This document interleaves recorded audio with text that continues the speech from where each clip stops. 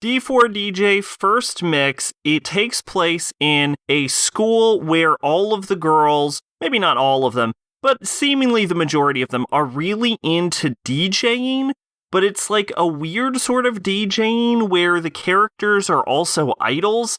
I don't know if this is an actual thing in Japan or if it was made up for the show, but regardless, it's like an idol-based DJ group. And when we get into the later parts of the series, the characters start competing against each other because of course they do. But the basic crux of the start of the show is sort of the formation of the group Happy Around, which basically starts when the main character, I'm going to call her the main character. It's weird that, like, I feel like D4DJ actually has a main character, which is the blonde girl. Unfortunately, I don't remember a single character's fucking name, but I feel like she is the main character, despite, I have to say, the show actually taking the time to invest itself in all of the characters and their interactions. In fact, this is something that I've criticized Love Live for not doing, which is that it doesn't feel like it gets involved enough in the characters themselves and in their lives and in their interactions, especially when we introduce the other rivals and we have to, like, fly by them so quickly. Whereas D4DJ, you know the cast because there's only like 4 of them. So it has all of the time it needs to explore the 4 cast members and how they interact with each other and how they interact with their other rival groups. So I really have to praise it for that. But I definitely feel like this totally has a main character, which is the blonde girl who's just recently moved from Africa and has a talent for picking out musical rhythms, but isn't necessarily a good DJ herself. So in this world, DJs also sort of like sing and dance along with their song set lists, and there's also a sort of visual element to it. And so what ends up happening is they form a group of 4 girls, one of whom does the actual audio mixing, which is what I would recognize as actual DJing, whereas the main character, the blonde, is sort of the more physical performer, usually singer one, and then the one with the bunny ears, because the poster's up, you can see the characters, figure it out, right?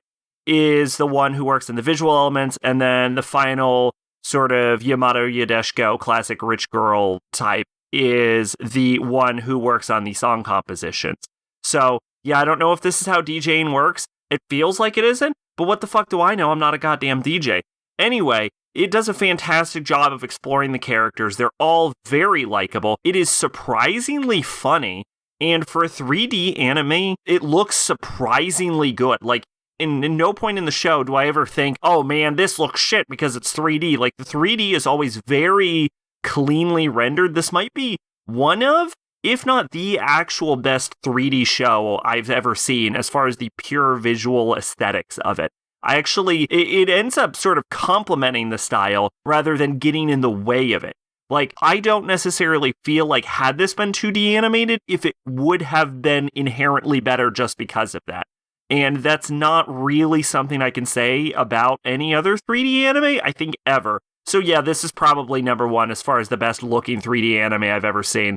I will say that I wasn't the most into the actual music of D4DJ as compared to something like a Love Live or something. But I would be wrong if I said I didn't think that it was meant to be a focus of D4DJ. I think that would be disingenuous, because I think the reason I was about to say I don't feel like the focus is because I didn't enjoy it as much as a Love Live, but I think it is intended to be a focus, so I guess you could put that as a distraction point in regards to that. I think the very final song done by Piki Piki during the ending contest is probably the best one, and that's not even the main cast. I think it's relatively similar. I keep comparing this to Love Live because it's the only idol show I have to go off of, I guess.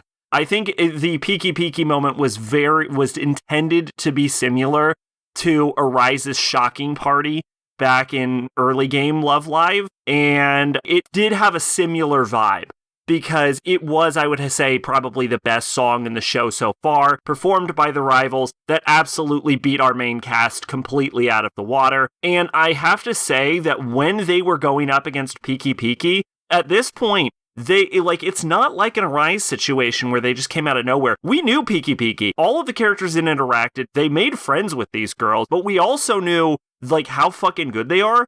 So going into the final contest, like, all the characters are like, oh my god, we're going up against Piki Piki in the first round. Like, I will admit, it's probably not good. I didn't have enough faith in the show to think, oh, they may beat Piki Piki. Because in my brain, I'm like, I don't have enough faith in the show for them to not win, but there's no way I feel like the show has earned them winning. And in the show's defense, they did not win, and it didn't feel like they should.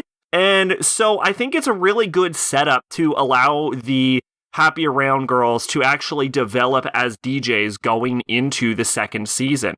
This was a surprising treat, and I will say, again, peek behind the curtain like I did probably last week, this is definitely an 8 rounded up kind of show, but it definitely throws in the question of, I just watched 2 bangers in a row, and maybe this is the best of 2020, which is things I'm saying out loud so that when I rewatch the highest scoring videos, I will remember which ones were actually in consideration and why. But I also don't know. So I guess I'll keep everyone guessing when I actually release the list in not video form, but in playlist form, because I just cannot figure out how to get a video form down. Anyway, D4DJ is a fucking banger. Can't wait for season 2. Twitch and Discord in the description. I've been Sacrobolic, your envoy of hope. Bye-bye.